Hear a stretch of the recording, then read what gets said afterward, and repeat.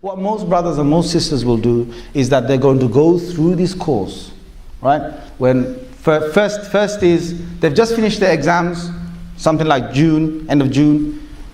July's here. Most brothers, most sisters, what is it? It's party time, holiday time, it's summertime.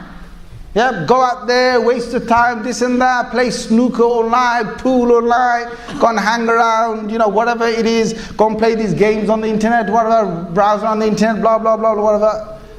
August goes, September goes, all the way till October, then the course starts, you have Freshers Week, all of that. It's like, okay, let it all start, and then September comes and it starts. October comes and it starts. What happens then? They're taking it easy. They're in cruise control. They think it doesn't matter. So October goes. They've just started the course. November goes. And, some tests, this and that, some coursework is coming by in December, January. Okay, they're starting to now get a bit serious. Next minute they know it. By February, they're in the thick. They go, oh my God, Imam Sir, please make dua for me. Why? I've got 6 exams. 6 courseworks. I got this. What, didn't they tell you in the beginning? They kind of did, yeah.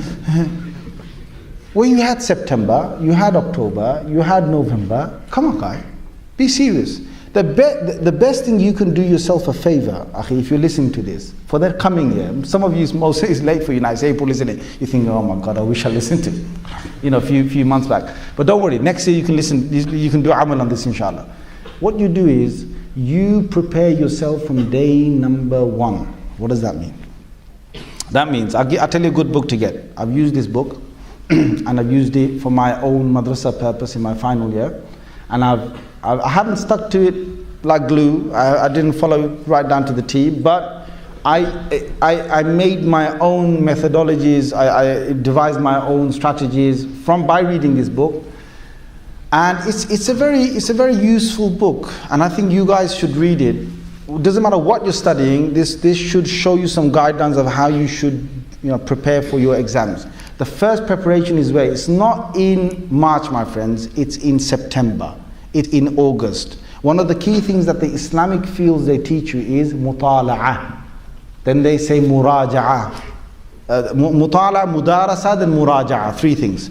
They say before you come to the lesson, you must try and read the subject before the teacher even explains it. This is an old Islamic tradition. In all the madaris, even till today, is continuous. You try and work it out yourself, number 1. So your mind is working to try and figure this thing out. Doesn't matter how complex it is. Spend 2 hours, spend 3 hours on it, try and figure it out. Because what that will do is that it's going to make a very good connection with your mind and the subject that you're studying. Number 2 is mudarasa. When you're in the actual lesson, the teacher will explain it to you. That time it's the second time you're going over. What most these universities and colleges will do, in fact almost all of them, is you just come in the class and you just listen to the lecturer. You don't do no preparation beforehand. They give you notes, but I know, I've been to university myself, most people don't even read it before they get there. The third thing you do is muraja'ah, which means you go over your lecture.